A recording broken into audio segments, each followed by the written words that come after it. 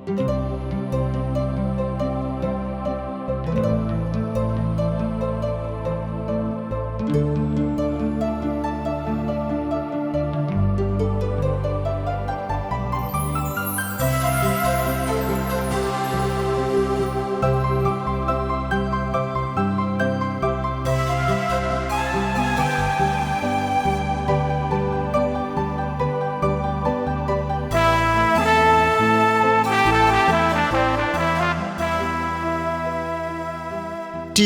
का प्रस्तुति जिंदगी की राह बाइबल की पुस्तक का क्रम से अध्ययन हवे, जौना में आपके उ सब मिली जीवन की परमेश्वर द्वारा बचावे और मसीह नियर जिए खातिर जरूरी है। बाइबल ए बात के बुनियादी रूपरेखा के भी साथ रखेला कि एगो विश्वासी के दूसरे के साथ कैसे जिए के बा। जे यीशु के पाछा चलेला, कृपा करके देखी सुनी ताकि परमेश्वर आपकी जिंदगी का रास्ता बतावस। हाँ मित्र, बुद्धि के कॉलेज में लइका अभी भी पहला साल में बा, लेकिन संस्था बहुत ही महत्वपूर्ण बा। मित्र, तो एकरा बारे में जानकारी खातिर वह हमरा संगे आपन पवित्र शास्त्र बाइबल निकाल ली। नीति वचन की किताब 12 अध्याय 1 पद एह तरी से बतावता। सुनि ध्यान से, हम पढ़ रहल बानी। जे शिक्षा से प्रीति रखेला वो ज्ञान से प्रेम रखेला, पर जे ताड़ना से घृणा करला वो तो निर्बुद्धि ऐसन के बराबर बा। जे आदमी डांट से बैर रखेला उ जाना तने कि प्राथमिकता का ह। उ सर्वोच्च मृत्यु के समझलन। एकर मतलब बा कि उ लोगन से कहलन कि तोहनियो लोग वचन के पालन कर, काहे कि आज्ञाकारिता पूर्णतः बहुते जरूरी है। यही अध्याय के 2 पद एह तरी से बता रहल बा। यहोवा परमेश्वर भला मनुष्य पर कृपा करलन, पर उ बुरा युक्ति करे वाला मनुष्य के दोषी ठहरावेलन। मित्र, आई यही लगले भजन संहिता 1 अध्याय के 5 पद के हम रोज सामने पढ़ रहल बानी। सुनि ध्यान से। ऐसे दुष्ट न्याय में स्थिर ना रही सकी, ना पापी धर्मी सब के सभा में। मित्र, नीति वचन के किताब 12 अध्याय के 3 पद यह तरी से बतावता। सुनि ध्यान से, हम पढ़ रहल बानी। दुष्टता कोयला के द्वारा कोनो मनुष्य स्थिर ना होई हैं, पर धर्मी सब के जड़ कभी उखड़े के नहीं खे। मित्र, हमने के प्रभु एह तरीके उदाहरण दिहले, यानी कि दृष्टांत में कहले कि लोग समझ सके। जेकर बखान मत्ती रचित सुसमाचार 7 अध्याय के 24 से 27 पद में एह तरी से कोयल गुल बात सुनी। एह पद के हम रोज सामने पढ़ रहा बनी। ऐसे जे केहू हमरा एह वचन के सुन के ओकरा पर चली, उ बुद्धिमान आदमी के समान ह, जौन कि उ आपन घर चट्टान पर बनौले बा, और बदरी बरखा बाढ़ आइल आंधी सब चलल और ओ घर से टकराइल, फिर भी उ ना गिरल, यानी कि ना ढहल, काहे कि ओ घर के नींव चट्टान पर डालल गइल बा। पर जे हमरा ए वचन के सुनेला और ओकर पालन करेला, उ ओ मूर्ख के समान बा, जौन आपन घर बालू यानी कि रेत पर बनौले बा, और अन्हारी बनहारी बरखा बाढ़ी आइल और आंधी चलल, ओ घर से टकराइल त उ गिर पड़ल, पूरा ढह गइल। चट्टान प्रभु यीशु मसीह के दर्शावता, जौन की परमेश्वर के वचन के ठोस नेव ह। अब जब नौजवान मेहरारू के चुनाव करे खातिर सलाह दिहल गइल, नीति वचन की किताब 12 अध्याय के 4 पद एह तरी से बता रहल बा। चरित्रवान मेहरारू अपना मर्द के ताजिया, पर चरित्रहीन औरत ओकरा हड्डी में सड़ाहट के समान ह। मित्र, एगो बढ़िया मेहरारू के बारे में विचार करी जेकर वर्णन नया नियम में कइल गइल बा। हवा जरूर एगो सुगर सागर औरत रहल जौन की शैतान के आवाज के सुनली और सारा एगो आदर्श औरत रही। मित्र, त एकरा बारे में जानकारी खातिर रुआ हमरा संगे आपन पवित्र शास्त्र बाइबल निकाल ली। पहला पतरस 3 अध्याय के 6 पद एह तरी से बता रहल बा। एह तरी सारा इब्राहिम में मर्द कह के उनका अधीन रहत रही।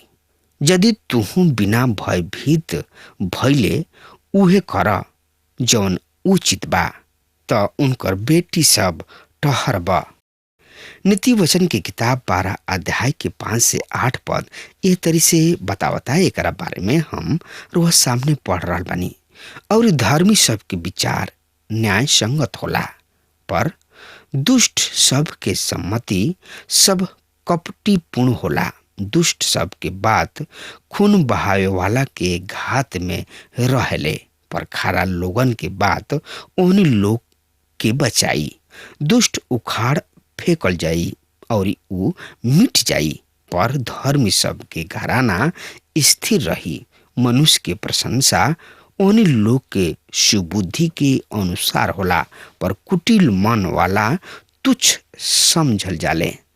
हम गिदोन और उनकर बेटा के बारे में सोचतानी। गिदोन अपना बुद्धि के कारण अगुआ रहन, पर उनकर बेटा तिरस्कार कोइल गुल रहन।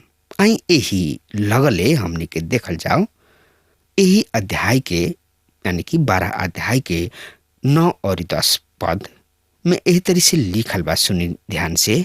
जे छोट समझल जाला फिर भी नौकर राखेलन, ऊ ओह मनुष्य से उत्तम बा जौन अपना आप के बड़ त बनावेलन, पर रोटी खातिर तरसत रहेलन। धर्मी मनुष्य अपना पशु तक के जान के चिंता करेले, पर दुष्ट के दया भी निर्दयता। जैसे कि हम बतौले रही कि हमरा बाबू के मृत्यु एगो दुर्घटना में हो गई जबकि हम 14 बरिस के रही। हम ऐसा अवस्था से होके गुजरत रही जब एगो लड़का सोचला कि हमार बाबू एगो नायक हमें। उस समय हमरा ई नीति वचन याद आयल, धर्मी अपना पशु के भी प्राण के सुधि राखेला। एगो आदमी बहुत कुकुर पल्ले रहे। उ बतौले कि कुकुर लोगन के चरित्र के पहचाने में हमार मदद करला। नीति वचन के किताब 12 अध्याय के 11 से 14 पद एह तरी से बता रहल बा। जे अपना जीव के जोतेला ओकरा किने बहुतायत से भोजन होला, पर जे निरर्थक बात के पीछे पड़ल रहला उ निर्बुद्धि ह। दुष्ट मनुष्य बुरा लोगन के लूट के निष्फल अभिलाषा करलन, पर धर्मी सब के जड़ फलदायक होला। बुरा मनुष्य अपना होठ से निकलल दुर्वचन सब के जाल में फंस जाला, पर धर्मी संकट में बच निकलेलन। 14 पद मनुष्य अपना वचन के द्वारा बढ़िया चीज सबसे तृप्त होले और उनका हाथ के काम प्रतिफल ओकरा के मिलेला। मित्र, यदि वह अपना चेला सब के बार बार सिखावत रहब त उ ओकरा के कबहू ना भुलाई। 15 पद यही अध्याय के एह तरी से बता रहल बा। मूर्ख के चाल अपना नजर में ठीक जान पड़ेला, पर बुद्धिमान उहे ह जौन सम्मति पर ध्यान देले। मित्र, रोवा बढ़िया तरी जानतानी कि ई केकरा खातिर लिखल गइल बा। हम निश्चित रूप से जानतानी कि ई रहोब्याम के खातिर लिखल गइल बा जौन की सुलेमान के बेटा रहन। उ अपना राज में बुजुर्ग सबके सलाह लिहल अस्वीकार क लिहले। यही कारण से उनका राज के पतन भइल। मित्र, नीति वचन 12 अध्याय के 17 और 18 पद ए तरी से बता रहल बा, सच बोले वाला सच गवाही देला, पर झूठ गवाही झूठ बोलेला। उतावला से बोले वाला की बात तलवार के समान छेदेले, पर बुद्धिमान के बोले से चंगाई होला। मित्र, यदि राउर पादरी साहब वचन के सच्चाई के प्रचार करले तो एक समय जरूर आई जब रहुआ पवित्र वचन के स्वीकार करब। विधर्मी के जिंदगी हमेशा घृणा और कड़वाहट से भरल रहला, पर ऊ ढकोसला के ओढ़ना ओढ़ले रहेला। नीति वचन 12 अध्याय के 19 से 22 पद ए तरी से बता रहल बा, सदा ओठ सदा बनल रही, पर झूठा जीव के पल भर के ही होला। बुरा योजना बनावे वाला के दिल में छल पावल जाला, पर मेल के सलाह सम्मति देवे वाला के आनंद प्राप्त होला। धार्मिक के कौनो हानि ना होला, पर दुष्ट लोग विपत्ति सबसे घेराई रहेलन। झूठ बोले वाला होठ से यहोवा परमेश्वर घृणा करलन, पर जवन विश्वास जोग आचरण करेले ओकरा से ऊ खुश रहले। ये सब वचन के संबंध जीव से बा, झूठ जीव और सच्चा ओठ, एकरा में विरोधाभास बा। परमेश्वर के वचन जीव के बारे में बहुत सब बात के बतौले बाणे। नीति वचन 12 अध्याय के 23 पद में ए तरी से बतावल गइल बा, समझदार मनुष्य ज्ञान के छिपा के रखेला, पर मूर्ख अपना दिल के प्रचार करेला। मित्र, चतुर चलाक आदमी कबहुओ और दुख लागे वाली बात केहू के ना कहला, लेकिन जहाँ पर भीड़ भाड़ होला वहां पर कुछ लोग होले जौन की दुख लागे वाली बात बोल जियाले, जौन से कि एकर प्रभाव दूसरा पर बहुते बुरा पड़ेला। मित्र, 24 पद यही अध्याय के एह तरी से बता रहल बा, मेहनत करे वाला के हाथ शासन करेला, पर आलसी तो बेगारी में पकड़ल जाले। मित्र, कामकाजी लोग प्रभुता करेलन, पर आलसी बेगारी में पकड़ल जाले। हम मानतानी कि आज के समाज में कुछ बात बदलल बिया, ये हमेशा ना होला। 25 पद यही अध्याय के ए तरी से बता रहल बा, उदास मन दब जाला, पर भला बात से ऊ आनंदित होले। अयुब अपना दोस्त सब से कहले, सच्चाई के वचन में कतना प्रभाव होला, पर तोहनी लोग के विवाद से का लाभ होला। सच में जौन आदमी किने समस्या बा ओकरा के नीचा ना देखावे के चाही, बल्कि हमनी के ओकरा के प्रोत्साहित करे के चाही। यही अध्याय के 24 पद में एह तरी से लिखल बा, धर्मी अपना पड़ोसी के मार्ग दर्शन करेला, पर दुष्ट सबके चाल ओहनी के भटका देला। प्रिय श्रोता मित्र भाई बहन, का तोहनी लोग बात के पकड़े के कल्पना करेला?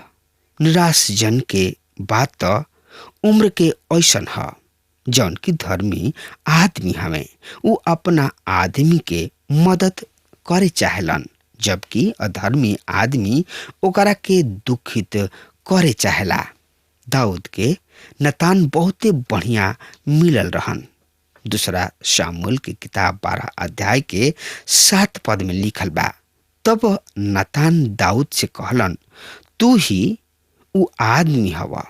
इस्राएल के परमेश्वर यहोवा ई कहताणे, हम इस्राएल के राजा होके खातिर तोहार अभिषेक कइनी, और हम शाऊल के हाथ से तोहार छुटकारा कइनी। मित्र, जब हमनी के जिंदगी में जब बढ़िया बात होला तो हमनी के प्रोत्साहित करे वाला होके के चाही।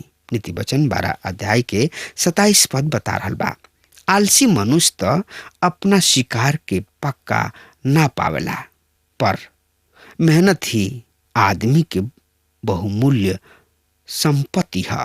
मित्र, आलसी अहेर के पीछा ना करेला, पर काम काजी के अनमोल चीज मिलेला। इ पद बहुत ही मजेदार बा। ये आदमी बाहरी जाताणे और हिरन के शिकार क के वापस आवताणे, पर ओकरा के काटे छाटे और पकावे में आलसी बरतताणे। इ ओही तरी से ह जैसे एगो मछुआरा मछली पकड़ के ले आवेला, पर मछली के खाए खातिर ओकरा के छीलेला ना और पकावेला ना। पर काम काजी बहुते सावधानी से काम करलन। वो अपना काम के समझदारी के साथ पूरा रीति से करलन। 28 पद एह तरी से बता रहल बा, धार्मिकता के मार्ग में जिंदगी बा और उनका राह में मृत्यु है ये नहीं खे। अब हमारा समय खत्म हो रहा बा, तब तक खातिर वो हमरा के आज्ञा दी। परमेश्वर रुआ के बहुते बहुते आशीष देस। आमीन। हमके विश्वास बा कि ई कार्यक्रम आप सब खातिर फायदेमंद सिद्ध भइल हुई। हम चाहतनी कि आप सब अपन अपन आशीष हमरों से बांटी। अगर आप सब के लगे बाइबल से चाहे आपकी निजी जिंदगी से कोनो सवाल होके चाहे कोनो समस्या खातिर प्रार्थना करावे चाहतनी तो हमारी फोन नंबर पर जरूर संपर्क करें। परमेश्वर आप सबके बहुत आशीष प्रदान करें और आज का दिन आप खातिर सुखद बनावें।